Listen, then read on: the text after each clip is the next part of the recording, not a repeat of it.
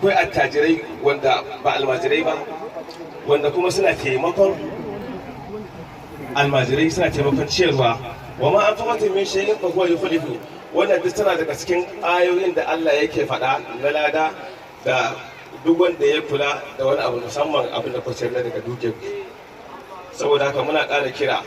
da dukkan mu kanmu da dukkan bayan Allah da Allah ya horewa su taimaki makarantun alƙur'ani ko a ina suke, a taimaki makarantun alƙur'ani ko a ina suke, saboda wani abin taimako ɗaya in kaiwa mutum ɗaya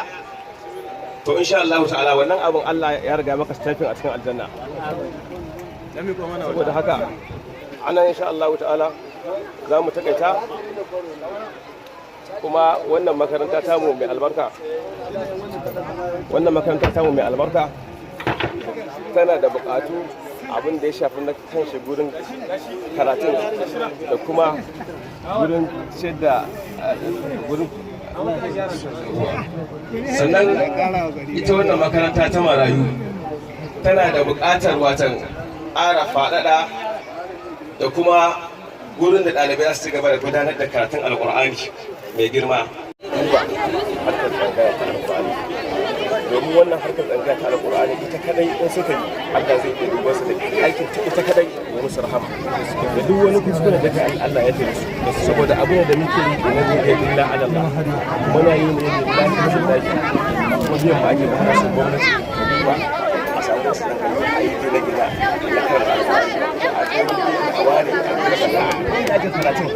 a zo a samu duhu ko babu duhu a siya. Yanzu kofar mu abu da take dai an ce mana an zo an neme mu an ce mu saboda alhamdulillah yau muna karanta da alqur'ani muna da ofisoshi ga alhamdulillah ba to ina kira ga al'umma su ƙara jikira kuma ƙara kyautatawa rayu da marasa kuma ƙara rike masa alqur'ani in an rike masa alqur'ani ake rika musu darakta ba yana ta halifofi a ƙasar nan wallahi ko ina za a zauna lafiya da izinin Allah. Kan kayan sautin nan darakta ya daure su ai dole ya je an raka mu lafiya kuma da mu lafiya. Allah ya ƙara mana albarka ya ba mu albarkacin alqur'ani, Allah ya samu a cikin cikin alqur'ani a duniya da lahira, kuma dukkan masu taimaka alqur'ani ko ina suke Allah ya taimake su, Allah ya kula da su da alfarma Allah sallallahu alaihi wasallam. Assalamu alaikum wa rahmatullahi ta'ala wa barakatuh.